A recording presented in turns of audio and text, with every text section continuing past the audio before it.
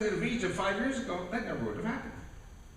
But when Mubarak was overthrown, you see Egyptian fighting Egyptian, brother fighting brother, city fighting city. Unbelievable. And this describes Libya. Because Libya is also city fighting city, brother fighting brother.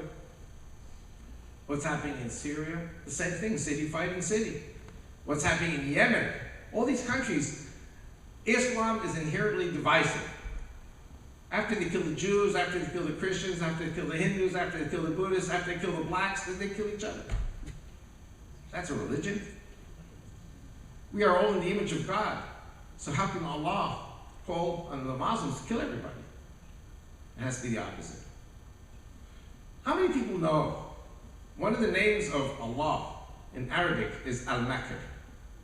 Al-Makr in Arabic means Allah is the greatest of all the liars and deceivers. Who's the greatest of all the liars and deceivers? Satan. The devil. Lucifer, the father of all lies. But you see, in the Middle East, yes, the father of all lies. But you see, in Islam, it is a virtue to lie. For us, Judeo-Christians, it's one of the 10 Commandments, not to lie. But in Islam, it's a virtue to lie. You know, God teaches not to kill. If you remember after the flood, God says to Noah, anyone who sheds the blood of another human being, his blood will be shed in turn because you killed someone in the image of God. God is saying, don't kill. God hates the sword. What does it say in the Quran? Chapter 2, verse 216 of the Quran? Slaughtering people with the sword is obligatory upon you. And even though you might not like to slaughter people, you might think it's bad to slaughter people, but Allah knows it's good to slaughter people. Is that God? That's Satan. Does God love the Jews? Doesn't it say in Zechariah 2 verse 12 that the Jews are the apple of God's eye? Does God love the Christians? Do you believe in Romans 9 to 11 that the Christians are grafted into the Jews? Would God have grafted the Christians into the Jews if he hated the Jews and the Christians? The Jews and the Christians together are the apple of God's eye. But Allah wants to kill the Jews on Saturday and kill the Christians on Sunday. Is that God? So all the attributes of God, we see the opposite of that in the attributes of Satan, Allah. Do you understand why I got a 3-year jail sentence? I did this in churches in Switzerland, explain.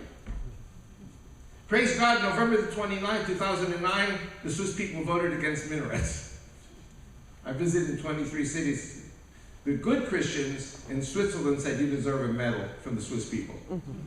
But the courts, like here, like in Israel, are controlled by the left. I got a 3-year jail sentence. Anyway, my Swiss friend said to me, yeah, go to jail, bring your wife, we'll take her shopping. You know, Swiss jails, you have to make reservations. It's kind of like Club Med.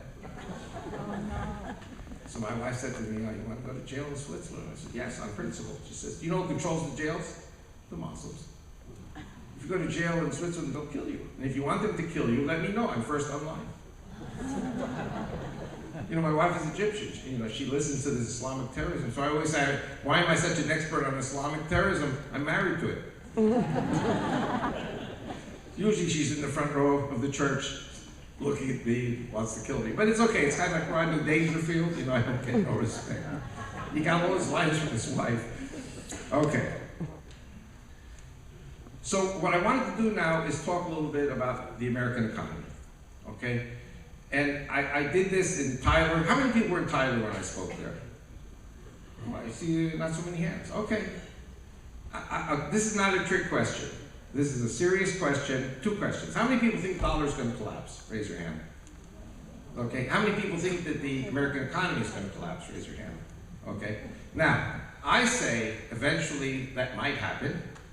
But at this stage, the reason the American dollar will be stronger than ever and the American economy will be stronger than ever is because the American leadership is in bed with the Sunni Muslims. Now, I have a book on the back table that talks about ISIS versus Iran. And I'm going to do this very simple. Russia and China and North Korea back Iran, which is Shiite. America, Europe, and the Vatican back the Sunnis, which sounds crazy because the Sunnis are the ones who were behind 9/11. And all these terrorist attacks are Sunnis. So why would America be helping the Sunnis who are the terrorists? And the reason is because you have the revolutionaries and you have the evolutionaries, and what interests America is the evolutionaries. Okay, now let's look at this. America used to be the greatest industrial country in the world. Now, according to capitalism, I'm not knocking capitalism, but according to what they call the greedy capitalism, if you have a factory and you're paying a few dollars an hour for workers, and you can pay in Mexico half or a third, you go to Mexico because labor is cheaper. You heard what Trump was saying. I think Ford was going to open up in Mexico. He said, bring the factory back here. What's this business about Mexico? Taking jobs away from Americans. He's right. But according to capitalism, wherever a capitalist can make more money, that's where he goes. Okay. Now in China, the monthly salary is $60 a month. So America went to China. Now, China's too expensive. So America and its capitalists are going to Bangladesh, Vietnam, and Cambodia, $30 a month salary. And of course, these people live in slave conditions. But for capitalism, it's nice. So America is actually suffering from a sickness called osteoporosis of its industry. America's losing its bone marrow, it's losing its bone density, because the factories are leaving. So to compensate for that, the Americans have more and more services, internet, tourism, universities. The best living standard in the world in America, except maybe Finland or Denmark. In 2008, because of the greed of OPEC and the oil countries, the price, I don't know if I should tell you. You know what? I have a story for you. This is actually not Hanukkah, it's Purim. Purim is in March. Remember Bill Clinton? Bill Clinton was applying horrible pressure on Israel in 1998. And actually, I remember I was here in Colorado. I was calling for the mobilization of an auxiliary, voluntary Christian military guard to come to Israel and stand guard alongside the Jews in our territories, because President Clinton was forcing Israel to give up land in the West Bank, Judea and Samaria. You know who saved Israel? Queen Esther. Remember Queen Esther? Commonly known as Monica Lewinsky. Now, young people don't know who I'm talking about. So, all of a sudden, Bill Clinton didn't have time for Israel. Some people said that the Mossad sent her. But the fact is, the pressure on Israel stopped with the Monica Lewinsky affair. Bill Clinton had a problem. He was going to be impeached. He was impeached, but the Senate didn't approve it. So what did he do? He went to Saudi Arabia. Now, we're here in East Texas, and you'll forgive me.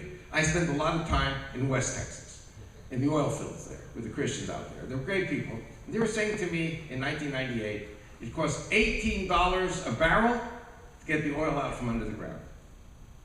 And at that time, the barrel of oil was selling for $18. It was just break even. Bill Clinton goes to Saudi Arabia, and he pulls off a deal. Overnight, the price went from $18 to $8 a barrel. How many people remember this in 1999? Now, I'm a traveling preacher. I drove from New York to Florida. You have to remember, I suffered for Christ in Florida in the winter.